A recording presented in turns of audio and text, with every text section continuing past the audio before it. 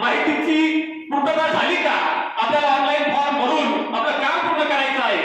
हो सर माहिती जवळजवळ पूर्ण झालेली आहे. निळेसर म्हटले फक्त रानूचा फोटोच मला मिळालेला नाही. रानू शाळेत येत नाहीये आणि तो घरीच असतो असं मला आजच समजलं. आजच मी त्याच्या घरी जातो. तो मामाच्या गावाहून कालच आला आणि आज मात्र काही शाळेत आलेला नाही. मी संध्याकाळी त्याच्या घरी जातो आणि त्याचे फोटो त्याची माहिती घेऊन येतो असं म्हणून निळेसरांनी मुख्याध्यापकांना आज काम पूर्ण होईल याची शाश्वती दिली.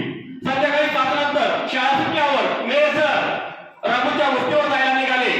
खडकवाडीचा रस्ता खडकात त्या रस्त्याने जात असताना आपल्याला भविष्यात पाठीचा त्रास होईलच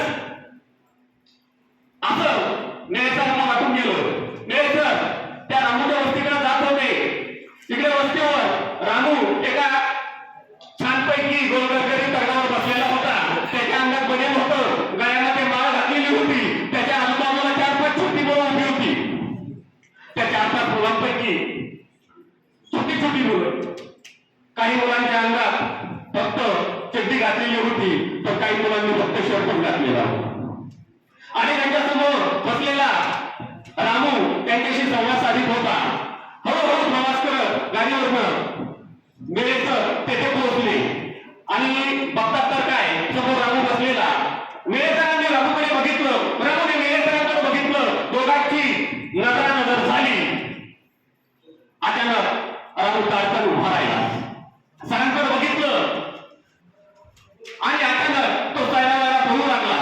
सर त्याला हात मारू लागले. अरे रामू थांब, रामू थांब. रामू ऐकण्याच्या मनस्थितीत नव्हता. तो धावू लागला. ते सर्व तेथे उभी असलेली ती पोरं 4-5 मुलं त्यांनी बघितलं. तीही रामाच्या पाठीमागे धावू लागली आणि तीही ओरडू लागली, रामू रामू रामू रामू रामू.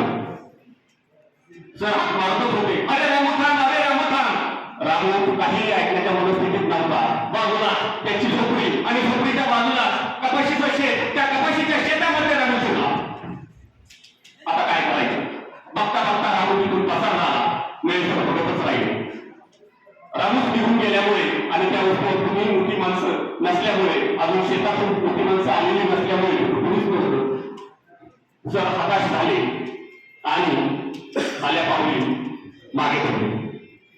येताना त्यांच्या मनात विचार आला, आपल्याला उद्या काहीतरी करावंच लागेल आणि रामूचा फोटो घरी जरी फोटो नसेल त्याचा आपण मोबाईलमध्ये आपल्याला फोटो द्यावाच लागेल. तसेच घरी गेले. दुसऱ्या दिवशी शाळेत आले. जांभळे सरांनी त्यांना विचारलं, काय झालं सर? निळेसरांनी सगळी हकीकत सांगितली. मग जांभळे सर म्हटले, काय असेल सर, आज मी तुमच्या सोबत येतो. आपण संध्याकाळी त्याच्या वस्तीवर जाऊ आणि काहीही करू. आज त्याचा फोटो घेऊच आणि मग म्हणजे मग आपल्याला परीक्षेची भरता येईल.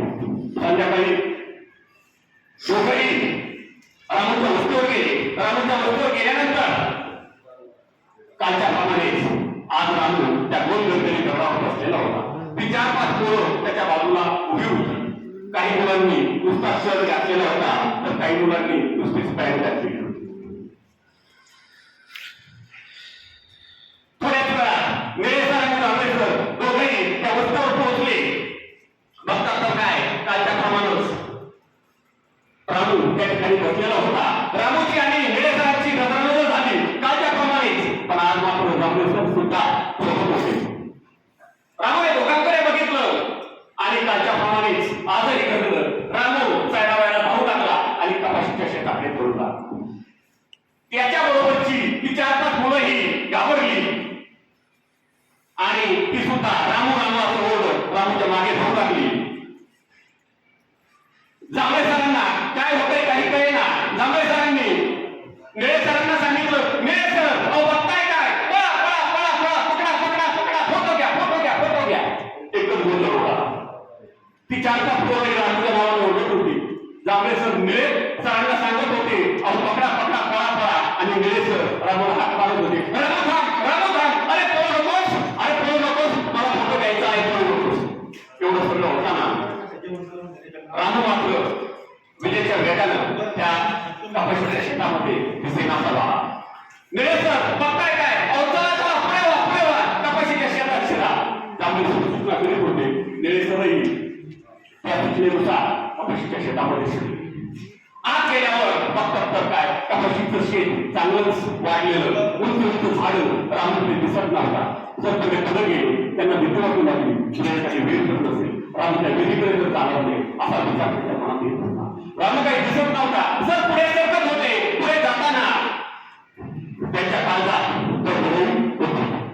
थोडस पुढे गेल्यानंतर पान दिसत होता आणि त्या पानाच्या कडेला काही झाड होता. इतक्या त्यांना पाठीमागून काहीतरी आवाज झाला आणि म्हणून वेळेसरांनी पाठीमागे पाहिलं आणि पाठीमागे बघतात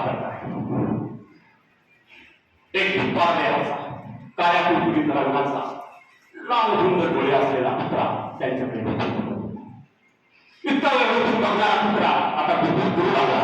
वेळेसर पाठीमागे बघत होते. हा कुत्रा आता आपल्याकडे येणार, आपल्याला चावणार, आपल्याला सल्ला करणार अशी भीती त्यांना आता वाटू लागली. पाठमोरे झालेले वेळेसर पाठीमागे सरकू लागले. हळूहळू हळूहळू पाठीमागे सरकत असताना त्या झाडातून पाठीमागे जात असताना कुत्रा देखील त्यांच्या दिशेनं त्यांच्या रोखानं पुढे येतच होता.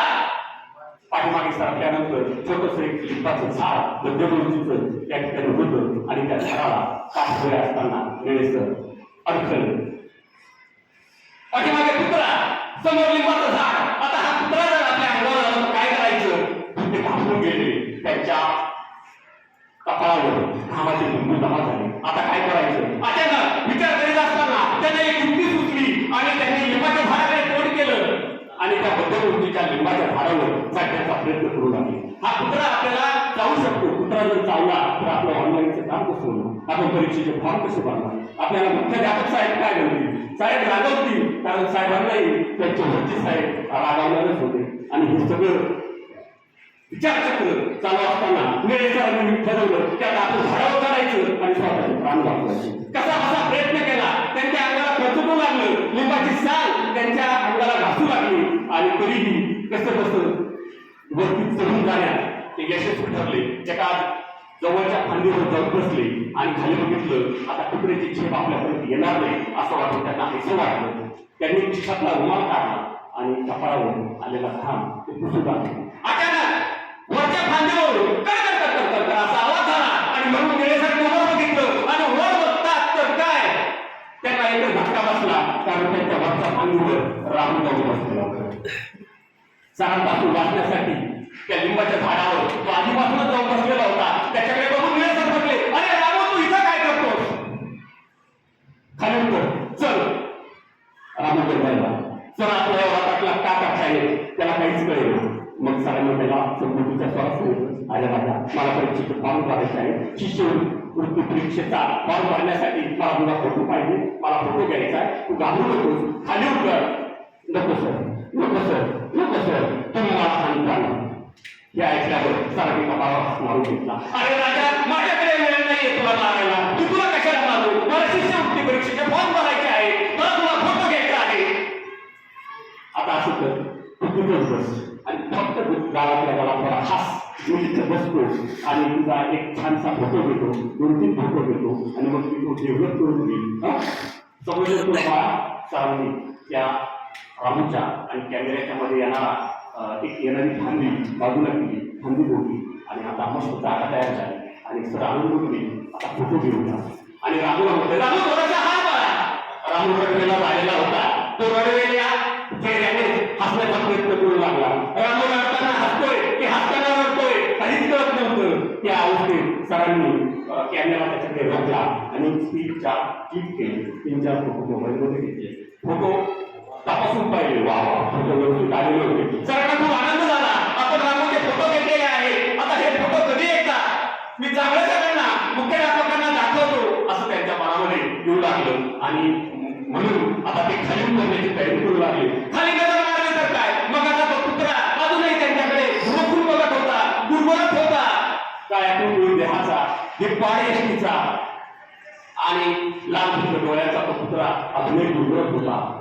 सर त्या रामू म्हटले, रामू बाळा हा कुत्रा तुमचा आहे का? रामू म्हटला, हो सर. अरे राजा, तो चावल मला शिष्यवृत्ती परीक्षेचे फॉर्म भरायचे, माझं खूप काम करतोय, त्याला तू पहिले इथून दांबून दे प्लीज. आणि मग रामूला या हिस्सं वाटलं. त्याने कुठं धुडी मारली आणि तो खाली गेला आणि त्या कुत्र्याला हाय हाय हाय हाय हाय करू लागला आणि तो कुत्रा तिथून पळून गेला. राहुल त्याच्या पाठीमागे धावत धावत निघून गेला आणि पुन्हा एकदा त्या कपाशीच्या शेतामध्ये शांतता होती. सरांना बरोबर कुठे आलेले आहे तर जायची होती आणि आपल्या सरांना कुठे दाखवायची अशी कल्पना ते करत असताना तुमचं नवं संकटच त्यांच्यासमोर उभं होतं. कारण सर वरती तर गेले होते पण आता खाली कसं उतरायचं हा यक्ष प्रश्न त्यांच्यापुढे उभा होता. कसा बसा प्रयत्न करीत ते खाली येऊ लागले. निम्मा अंतर ते खाली उतरले. पुढचा अंतर त्यांना उतरण्याची गरज पडली नाही कारण तोपर्यंत त्यांचे हात सुटले आणि त्या कपाशीच्या शेतामध्ये खाली आल्यानंतर त्यांनी कपडे झटकले उभे राहिले आणि आपले हात आणि पाय तपासून पाहिले. आता कुठं लागलंय का हात मोडलाय का पाय मोडलाय काय सगळे आपले अवयव हात पाय त्यांनी तपासून पाहिले आणि नंतर पाहिलं की आपला मोबाईल जागेवर आहे. कारण मोबाईलमध्ये फोटो काढलेले होते. मोबाईल जागेवरच होता.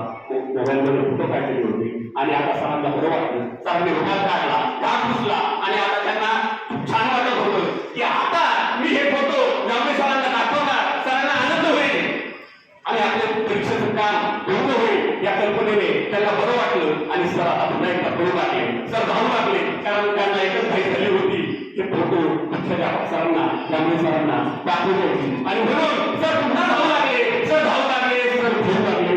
सर धावू लागले. धन्यवाद.